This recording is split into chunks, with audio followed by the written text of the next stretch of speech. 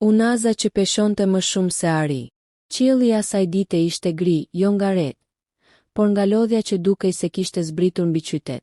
Rrugët ishin të mbushura me njerëz që nxitonin, secili zhytur në hallet e veta. Askush nuk e vuri re gruan e dobët që ecte ngadalë përgjatë trotuarit, me një pallto të vjetër dhe këpucë të konsumuara.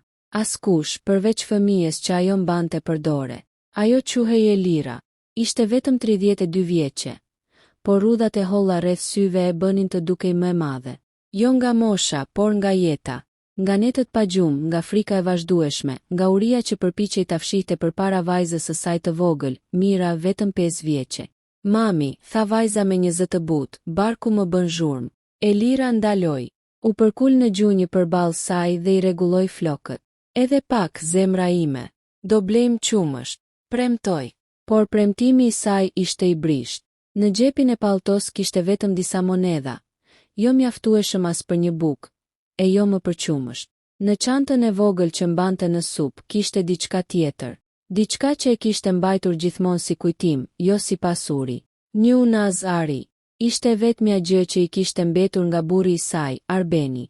Ai ja kishte dhuruar ditën kur I kishte thënë: "Edhe nëse një ditë nuk kam asgjë tjetër, do të kem ty." Arbeni kishte vdekur 2 vjet më parë në një aksident pune. Fabrika nuk mori përgjegjësi. Premtimet për dëmshpërblim u zhdukën bashkë me dokumentet. Elira mbeti vetëm me një fëmijë dhe një botë që nuk falte askënd. Ajo e kishte mbajtur unazën si simbol, si kujtim, si lidhje me një jetë që nuk ekzistonte më. Por sot ishte ndryshe. Sot vajza e saj ishte e uritur. Elira ngriti syt dhe pa tabelën e vogël të një dyqani. Bijuteri oar, blerje o shitje. Zemra I rahu fort. "Rri këtu, Mira. Mami do futet vetëm 1 minutë." "Po qumështin?" pyeti vajza. Pas kësaj premtim, ajo hapi derën e dyqanit. Një zile vogël metalike ra lehtë, sikur po paralajmëronte diçka më shumë se sa një klient të ri. Brenda ishte ngrohtë. Muret ishin të mbushura me vitrina xhami që shndrisnin. Elira u ndje me një herë huaj. Palltoja e saj e vjetër nuk I përkiste atij vendi. Pas banakut qëndronte një burr rreth të 50-tave. Flok gri, sy të qetë, duar të pastra. Ai ngriti kokën dhe buzëqeshi lehtë. "Mirëdita, si mund t'ju ndihmoj?" Elira hezitoi. Gishtat I dridheshin ndërsa nxori unazën nga çanta. Ajo e vendosi mbi banak me një lëvizje të ngadalë, sikur po e dorëzonte një pjesë të vetes. "Dua ta shes," tha me zë të ulët. Biznesmeni e mori unazën, e pa me kujdes, e rrotulloi në dritë. Nuk ishte unazë e madhe, e thjesht, elegante, por kishte diçka tjetër, një histori. "Ka qenë e juaja?" pyeti ai. "E burrit tim," u përgjigj ajo shkurt. Ai nuk pyeti më, vetëm tundi kokën dhe filloi ta peshonte. "Është ari I mirë," tha pas pak. "Nuk është e re, por është cilësore." Elira shtrëngoi duart. Sa mund të marr?" Ai bëri një llogari të shpejtë. Pastaj tha një shifër. Ishte më pak nga sa ajo shpresonte, por mjaftueshëm për qumësht, ndoshta edhe pak bukë. "Në rregull," tha ajo shpejt nga frika se mos ndryshonte mendje. Ai u ndal. "Prisni pak," tha. "Kam një pyetje." Elira ngriti syt e friksuar. "Pse po e shisni?" Ajo uli kokën. "Heshti." Pastaj tha të vërtetën, sepse nuk kishte më fuqi të gënjente. "Vajza ime është jashtë. Nuk kemi qumësht. Asgjë tjetër." Biznesmeni nuk foli me një herë. Ai e pa unazën sërish. Pastaj e pa Elirën. Pastaj hodhi syt nga dera, sikur po shikonte vajzën që priste jashtë pa e parë dot. Diçka ndryshoi në fytyrën e tij. "Si quhet vajza juaj?" pyeti. "Mira." Ai mbylli kutinë e peshimit. Pastaj bëri diçka që Elira nuk e priste. Ai e shtyu unazën drejt saj. "Mbaje." "Çfarë?" Elira u step. "Mbaje unazën," tha ai qetë. "Nuk do ta blej." Zemra e saj ra. "Por unë kam nevojë." Ai u kthye nga kasa, e hapi dhe nxori disa kartëmonedha. I vendosi mbi banak, më shumë se shuma që kishte përmendur. "Merri." Elira u shtang. "Jo, unë nuk mundem, kjo është bamirësi." Ai buzëqeshi lehtë, por syti kishte serioz. "Jo, është një nën që ndihmon një nën tjetër. Dhe një burr që nuk haron se çfarë do të thotë të jesh I uritur." Ajo ndjeu syt ti mbusheshin me lot. "Pse po e bëni këtë?" Pëshpëriti. Ai mori frym thellë, sepse dikur dikush bëri të njëjtën gjë për mua. Elira shtrëngoi paratë dhe unazën në të njëjtën kohë. Nuk dinte çfarë të thoshte. Faleminderit, tha vetëm, por ndërsa po largohej drejt derës, ai foli sërish. Prisni. Ajo u kthye. Kthehuni nesër. Kam diçka për t'ju treguar. Elira doli jashtë me Mirën që vrapoi drejt saj. Mami, a e blejmë qumështin? Elira u ul e përqafoi fort dhe qau. Jo nga trishtimi, por nga diçka që nuk e kishte ndjer prej kohësh. Shpresë. Dhe ajo nuk e dinte ende se ajo unaz. Nuk ishte gjëja më e çmuar që kishte ndryshuar duar atë ditë. Burri që nuk blinte ari, por shpresa. Atë mbrëmje, Elira nuk e mbajti mend herën e fundit kur Mira kishte pirë qumësht me aqetje. Vajza mbante gotën me të dyja duart e vogla, sikur të kishte frikë se mos zhdukej papritur. Mami, ky qumësht është më i miri në botë, tha Mira me buzë të bardha. Elira buzëqeshi, por zemra ishte e rëndë. Unaza ishte ende në xhepin e palltos. E nxori dhe e vështroi gjatë. Ajo unaz kishte shpëtuar jo vetëm një kujtim, por edhe një ditë tjetër mbijetese. Por pyetja që i rrotullohej në mendje ishte tjetër. Pse një i panjohur do të bënte diçka të tillë? Atë natë nuk fjeti mirë. Çdo herë që mbyllte syt, i shfaqej fytyra e argjendarit, jo si tregtar, por si dikush që mbante brenda një histori të ngjashme me të sajën. Të nesërmen në mëngjes, Elira u zgjua herët. Mira flinte ende. Ajo i përgatiti pak bukë me reçel, i la një puthje në ballë dhe ja la kujdesin një fqinjeje. Pastaj u nis. Dyqani i argjendaris ishte i hapur. E njëjta zile metalike tingëlloi lehtë, por këtë herë Elira nuk u ndje huaj. Kishte frikë, por edhe kureshtje. Burri ishte aty. I njëjti pallto gri, i njëjti qëndrim i qetë. Erdhe, tha ai, sikur ta kishte ditur. Ju thatë, filloi ajo me zë të ulët. Të kthehesha. Ai tundi kokën. Po, ulu, të lutem. Ai ofroi një karrige pranë banakut. Nuk dukej si dyqan më, por si një dhomë rrëfimesh. Emri im është Leonard, tha ai. Dhe ajo që bëra dje nuk ishte rastësi. Elira e dëgjonte në heshtje. Para shumë vitesh, vazhdoi ai, isha si ti. Jo argjendar, jo pronar, i varfër, i uritur, me një nën që shiste gjithçka që kishte për të më mbajtur gjallë. Ai hapi një sirtar dhe nxori një fotografi të vjetër. Një grua e re me sy të lodhur dhe një djalë i vogël pranë saj. Kjo është nëna ime. Dhe unë. Elira e ndjeu fytin t'i shtrëngohej. Një ditë, vazhdoi Leonard, ajo hyri në një dyqan si ky. Kishte një varse të vetme. Dhurat nga babai im që kishte vdekur. Ajo donte ta shiste për bukë. Ai buzëqeshi hidhur. Argjendari asaj kohe bëri të njëjtën gjë që bëra unë dje. Ja ktheu varsen. I dha para. Dhe i tha, një ditë kur të kesh mundësi, bëje të njëjtën gjë për dikë tjetër. Elira ndjeu lotët i rridhnin pa ndaluar. Unë nuk e harrova kur atë ditë, tha Leonard. Dhe kur u rrita, vendosa të hap këtë dyqan. Jo për arin, por për njerëzit. Ai e pa drejt në sy. Ti nuk erdhe dje për të shitur një unaz. Erdhe për të shpëtuar fëmijën tënd. Dhe kjo ka më shumë vlerë se çdo gram ar. Elira nuk dinte çfarë të thoshte. Por pse më tha të kthehesha sot? Pyeti më në fund. Leonardo ngrit, shkoi drejt derës së pasme dhe u kthye me një zarf, sepse nuk dua që historia jote të ndalet te qumshti. Ai ja zgjati zarfin. Brenda është një kontratë pune. Dyqani ka nevojë për dikë që di të flas me njerëzit, që kupton dhimbjen, që ka dinjitet. Elira u shtang. Unë nuk kam përvojë. Ke jetë, ja ktheu ai. Dhe ajo mjafton. Ajo hapi zarfin me duar që i dridheshin. Orari është i pjeshëm, vazhdoi Leonard, që të jesh me vajzën tënde. Pagesa është ndershme, dhe nuk është bamirësi. Ai u përkul pak përpara. Është mundësi. Elira shpërtheu në lot, jo nga dobësia, por nga lehtësimi, nga fakti që për herë të parë pas vdekjes së Arbenit, dikush nuk e shihte si barr. Faleminderit, përshpëriti ajo. Leonard buzëqeshi. Falenderom kur Mira të rritet dhe të bëhet një grua që ndihmon të tjerët. Në atë moment, Elira e kuptoi diçka të thellë. Varfëria nuk ishte vetëm mungesë parash. Ishte mungesë shprese. Dhe Leonard sapo ja kishte kthyer atë.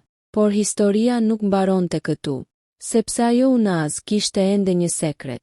dhe ai sekret do të dilte në dritë shumë shpejt. Sekreti që fshihej në Unaz. Ditët e para të punës së Elirës në dyqan kaluan si në ëndër.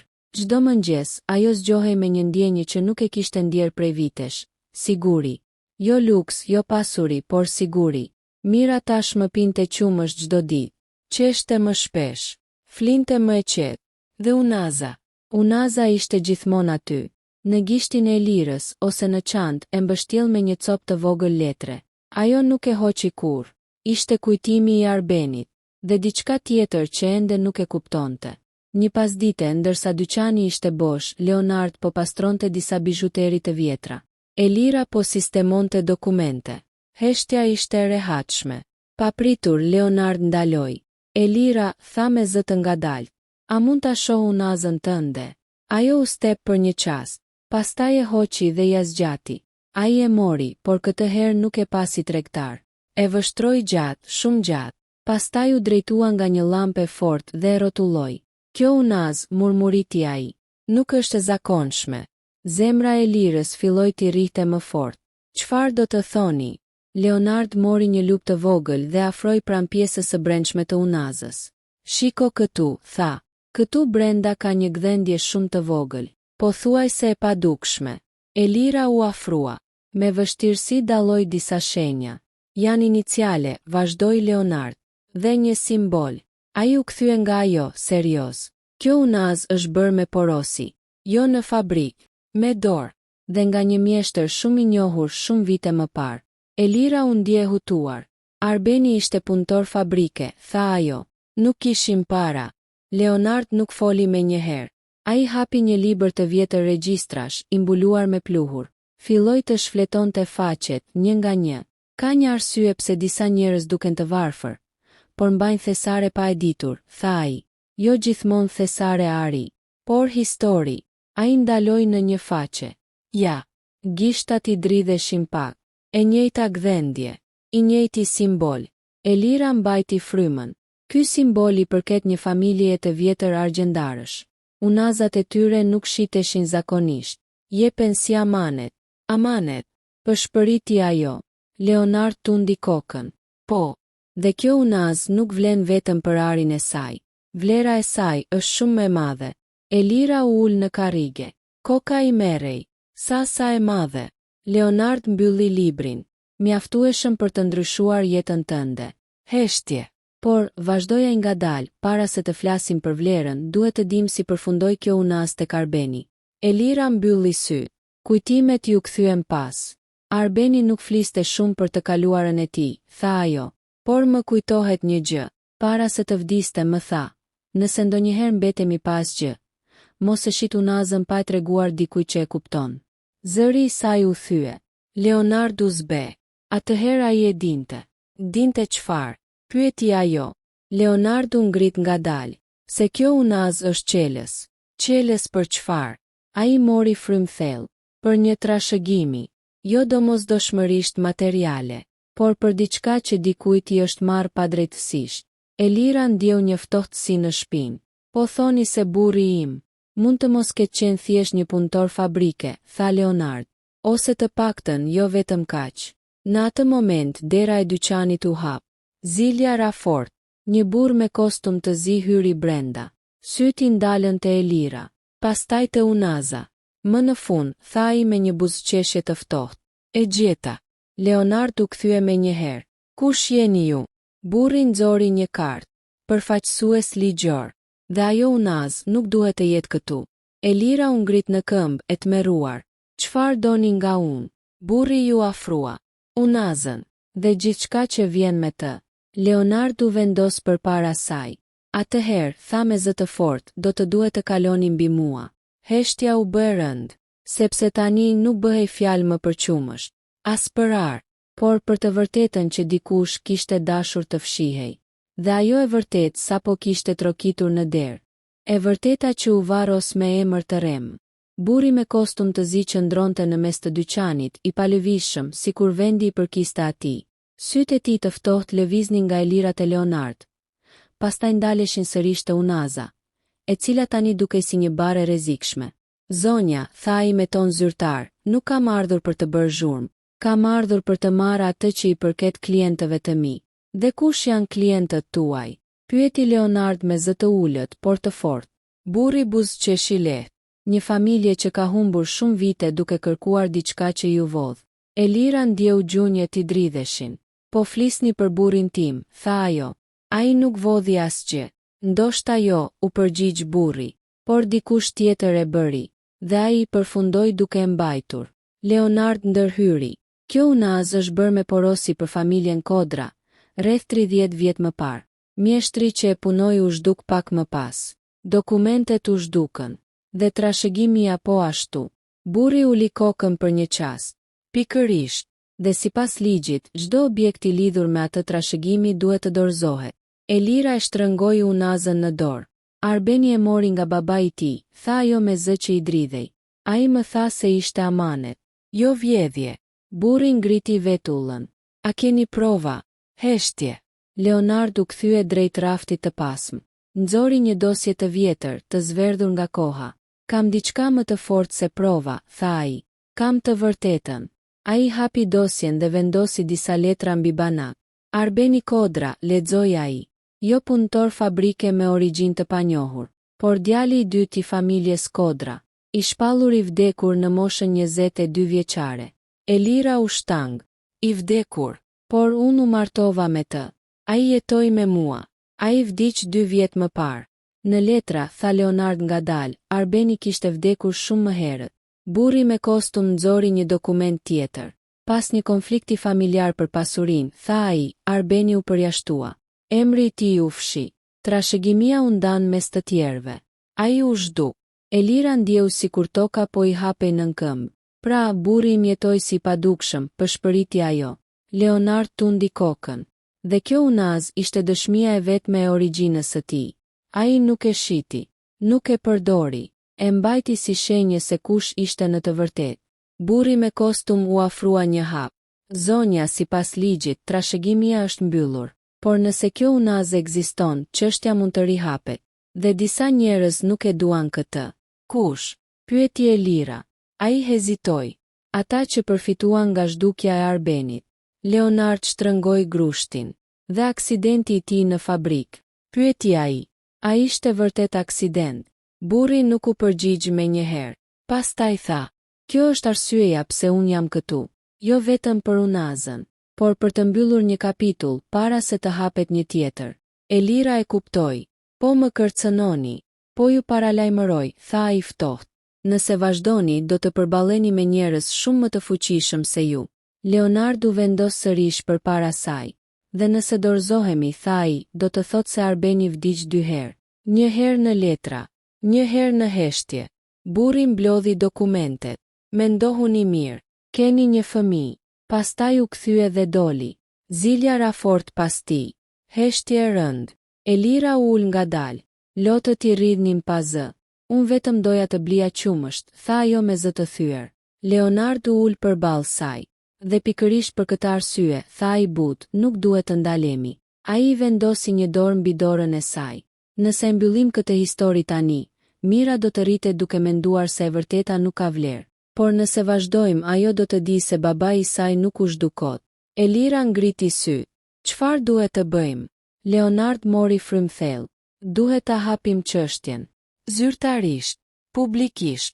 Po nëse na shkatërrojnë, ai buzëqeshi lehtë. Atëherë do ta bëjnë në dritë. Dhe kjo i frikson më shumë se sa errësira. Elira shtrëngoi unazën. Për herë të parë, nuk e ndjeu më si barr. E ndjeu si armë. Dhe diku larg, dikush që mendonte se gjithçka ishte varrosur. Sapo e kuptoi se e vërteta kishte filluar të merrte frym. Kur ari humb vlerën përballë të vërtetës. Çështja nuk u hap me zhurmë, u hap me heshtje, me dokumente të vjetra që dolën nga sirtar të harruar, me emra që nuk donin të përmendeshin më, me frikë që ndryshoi anë. Leonard përdori çdo lidhje që kishte, jo për pushtet, por për drejtësi. Avokat që nuk bliheshin me para, gazetar që ende besonin se e vërteta kishte peshë, dhe një gjykatës i vjetër i cili, kur pa unazën, uli kokën dhe tha vetëm një fjali. Këtë simbole e mbaj mend. Elira ishte ulur në sallën e gjyqit, me Mirën pranë. Vajza nuk e kuptonte gjithçka, por e ndjente rëndësinë. Mbante dorën e nënës fort, sikur të kishte frikë se dikush do t'ja merrte. Unaza u vendos mbi tryez si provë, jo si objekt ari, por si dëshmi. Dokument pas dokumenti, u zbulua ajo që familja Kodra kishte fshehur për dekada. Arbeni nuk ishte larguar vullnetarisht. Ai ishte përjashtuar, fshirë, kërcënuar. Ishte detyruar të ndryshonte identitetin për të mbijetuar. Dhe aksidenti në fabrik nuk ishte aksident. Një heshtje e rëndë mbuloi sallën kur ekspertët folën, kur lidhjet financiare dolën në dritë, kur një nënshkrim i vetëm tregoi se dikush kishte përfituar nga vdekja e tij. Elira nuk bërtiti, nuk qau, vetëm mbylli sytë dhe pëshpëriti. E dija që ishte i ndershëm. Vendimi i gjykatës ishte i qartë. Trashëgimia u rihap. Emri i Arbenit u rikthye, jo si viktim, por si trashëgimtar i ligjshëm. Një pjesë e pasurisë kaloi në emër të mirës, por Elira bëri diçka që askush nuk e priste. Ajo hoqi Unazën nga gishti dhe e vendosi mbi tryez. Nuk e dua këtë pasuri për hakmarrje, tha ajo. E dua për të siguruar një jetë të ndershme për vajzën time. Pjesa tjetër le të shkojë për ata që kanë nevojë. Salla mbeti pa frym. Leonard e pa me sy të mbushur. Kjo Unaz, tha gjykatësi, nuk ishte kur thjeshtari. Ishte provë e ndërgjegjes. Muaj më vonë, dyqani i vogël i argjendaris ishte ndryshe. Jo më i pasur, por më i gjallë. Në një qoshe një tabele vogël shkruante. Nëse nuk e çfarë të shesësh, por ke nevojë hyr. Elira punonte aty ende. Jo sepse kishte nevojë, por sepse donte. Mira shkonte në shkollë me qumësh çdo mëngjes, me libra, me buzëqeshje.